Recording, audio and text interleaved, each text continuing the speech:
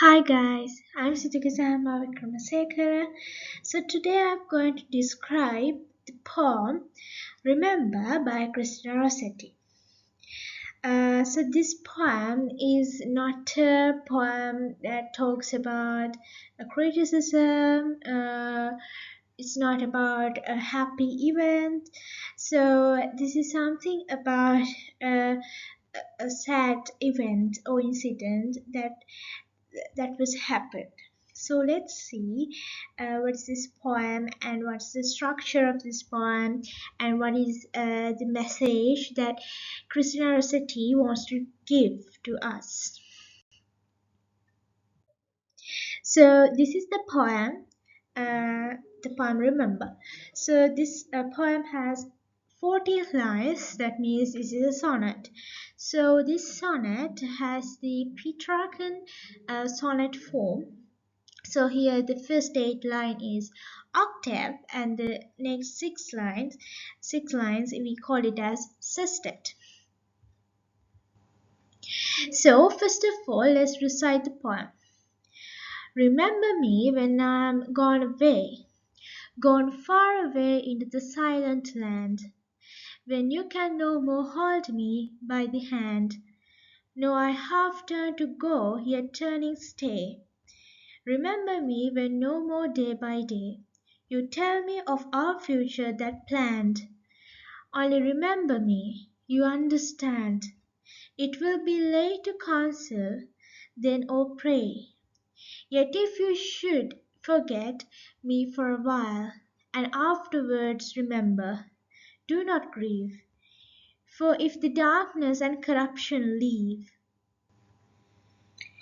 a vestige of the thoughts that once I had, better by far you should forget and smile, than that you should remember me and be sad. So first, let's discuss about the octave. So in this octave part, so here obviously we got 8 lines in the sonnet. So so first, remember me when I'm gone away. So the poet persona, the poetress, is talking about something, a separation at the first or at the outset of the poem. Remember me when I'm gone away. So this person is going to depart. We don't know from where, for what reason. Gone far away into the silent land. So here the silent land stands as a symbol, as a symbol of death, because silent land, the adjective silent symbolizes or it represents the silenceness or there's no any connectivity after we after after our death. So there further symbolism as a symbol of death, the poetress has used uh, the word phrase silent land. So this poetress is talking about someone's death at the beginning of the poem, that narrator's death. So this narrator is going to die. When you can no more hold me by the hand. So she emphasizes on that fact of being dead. You can no more hold me by the hand. Holding by hand, like it also represents some kind of love relationship. It's some kind of very much bonded relationship, because when you hold somebody by the hand, it reflects that you care about that person. You have love about towards that person, and you show some kind of affection towards that person. So this narrator and the second the listener, Okay, we assume that that is her husband or her partner. So she's telling that she's telling that, so I'm going to die now, so you cannot hold me by my hands anymore. So like they were used to hold by their hands, and uh, which it represents, or it reflects that they had a very much strong loving relationship uh, with their in their lifetime. Okay, no half no I have turn to go yet turn you stay. So here you can understand uh, the confusion inside this narrator's mind, whether to stay with her husband or whether to go, or whether to face the reality in her life. Everyone, no, not only this narrator, everyone has to face this reality. Everyone has to uh, face this unevitable reality. So everyone has to uh, they has to like they are subjected to death. So we all are subjected to death. So we can't change it. So it's a what it's a universal thing, okay, that we should undergo. Okay, and so no, I have turned to go yet turn in stay. This shows the perplexity of the confusion. She's in a confusion because she can't understand. She can't directly choose the way, the correct path. Okay, whether to stay with her husband or uh, whether to die. Okay, so this shows like if this narrator like doesn't have any or didn't have any partner like him, like she could easily get easily she can uh, end her life without any such problems and without any confusion. But because of this strong bond that she has in her life, she's in trouble, she's in a dilemma, she's in a confusion. Her mind is full of doubts because her strong love towards her husband is uh, is very much huge, and uh, she can't forget her husband from her memory. Okay, and she can't say goodbye to her husband because she loves her husband very much. Okay, remember me when no more day by day. So she's repeating, so she is appealing from her husband to remember her when no more day by day. So day by day she wants to be with, or she wants to uh, keep her name or her memory in her husband's mind every time. You tell me of our future that planned. Only remember me, you understand. It will be late to counsel, then all pray. So here you can understand. You tell me of our future that planned. So you tell me. So this couple is a typical couple. So normally when there is a couple, uh, they used to plan their future together.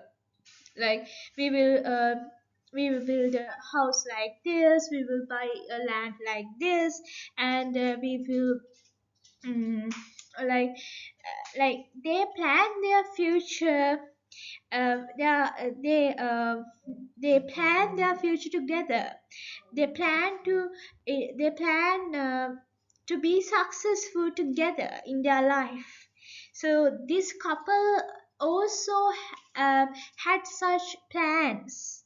Okay, so this her husband had told her several plans that uh, that uh, that uh, that they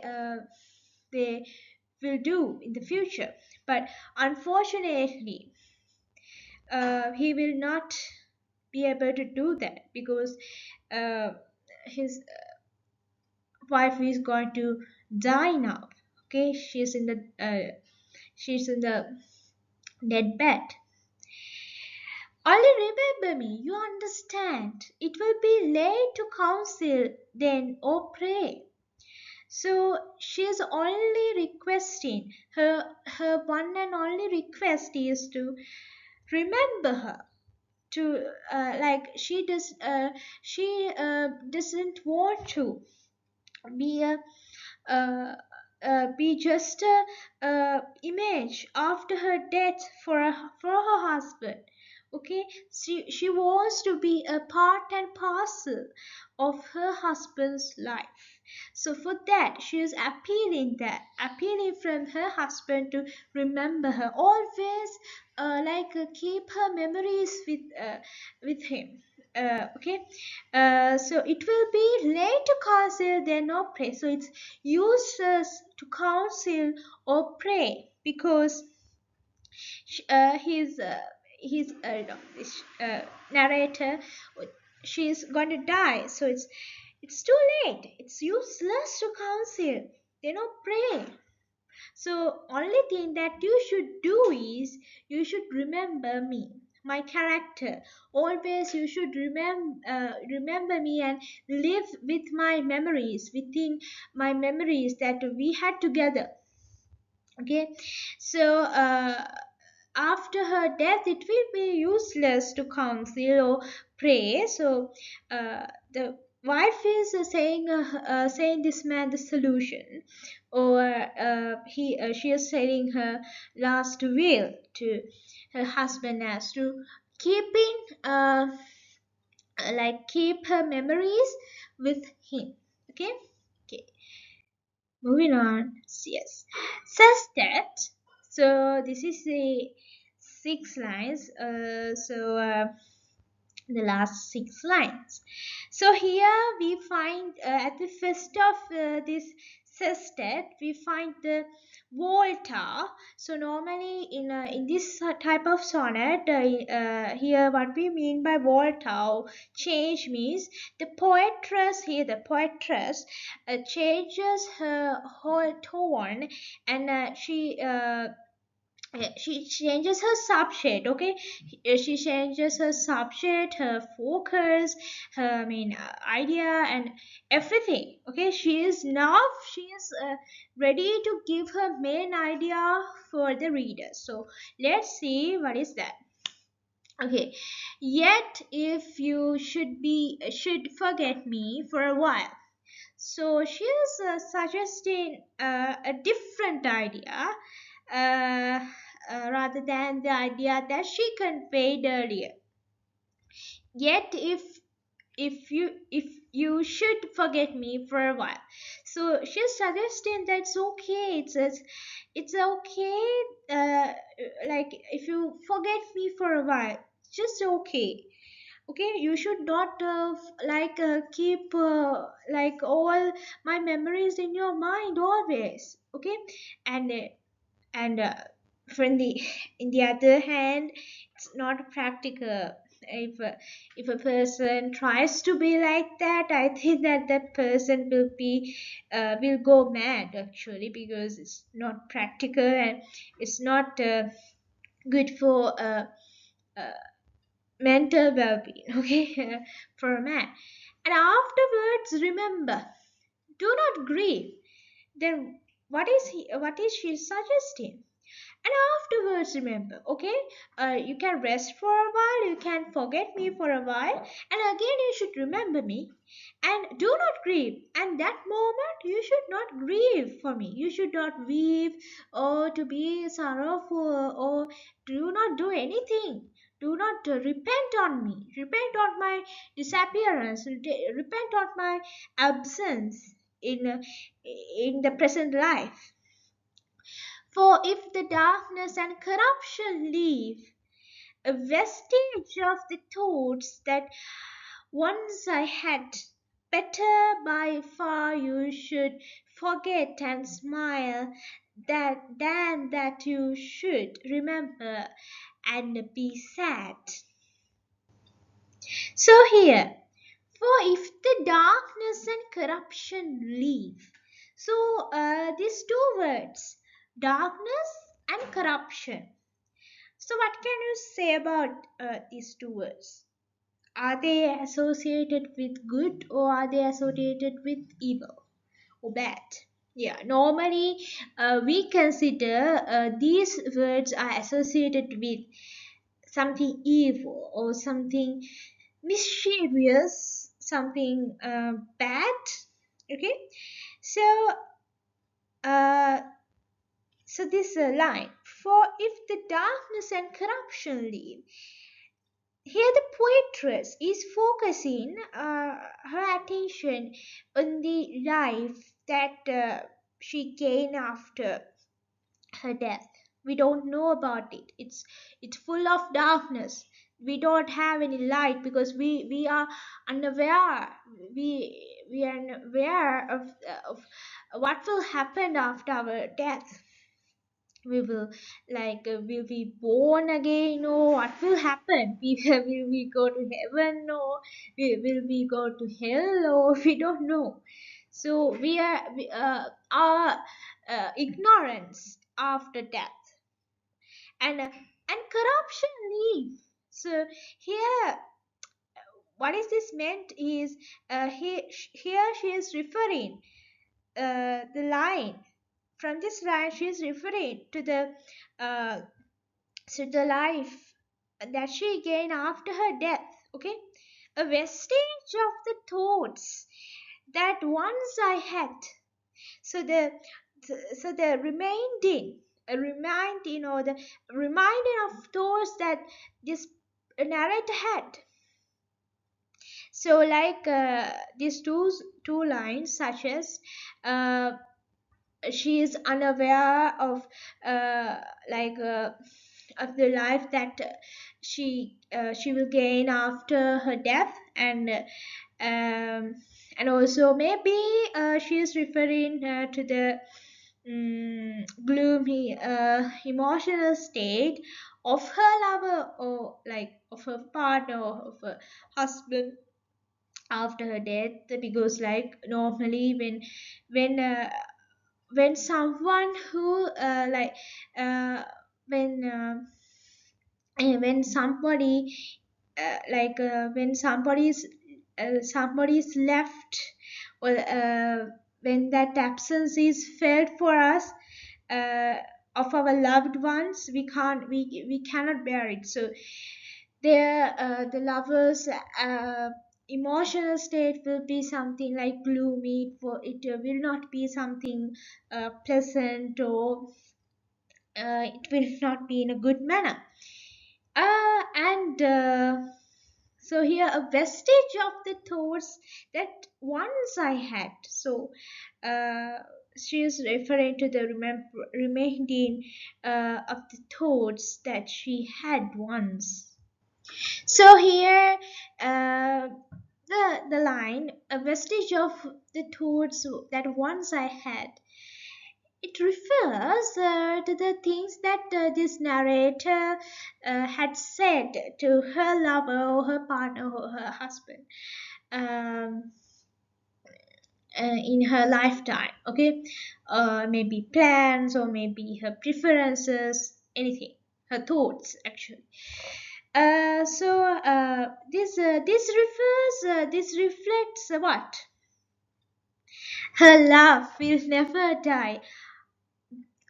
like though she is dead now. So after her death also she recalls these all of the stuff, or all member or thoughts, all thoughts that she had uh, told to her husband or lover or partner, or companion even.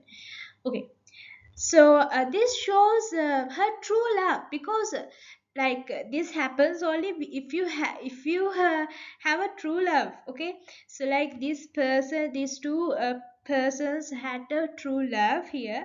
So because of that strongness of that true love, they remained inseparable. Okay, they remain inseparable after these narrators deaths also. Okay, so here comes the last two lines of this sonnet.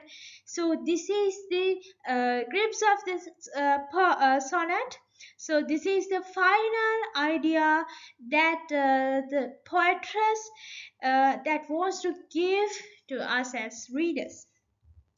Better by far you should forget me, forget and smile, than that you should remember and be sad. So this is the final lines. These are the final lines. So better by far you should forget and smile. So you can see a strong contrast between this sextet part and the octave part, because in octave part she behaves it as so much obsessive nature, because she is so obsessive, so selfish. Yes, she is she shows the craving nature of love. She never attempts to a single rest of her husband. She never admits that, or she never approve her husband's um, rest, or yeah, her husband rest. But here in the sestet she accepts this all. She comes to the state of realization of all these things, and she comes to a state of maturity in her life. Better by far you should forget and smile.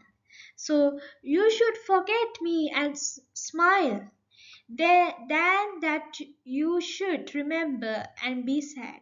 It's better, it's good than you remembering, and become sad, because this is the final reflection that she wants to give us. So I told you this couple had a true love.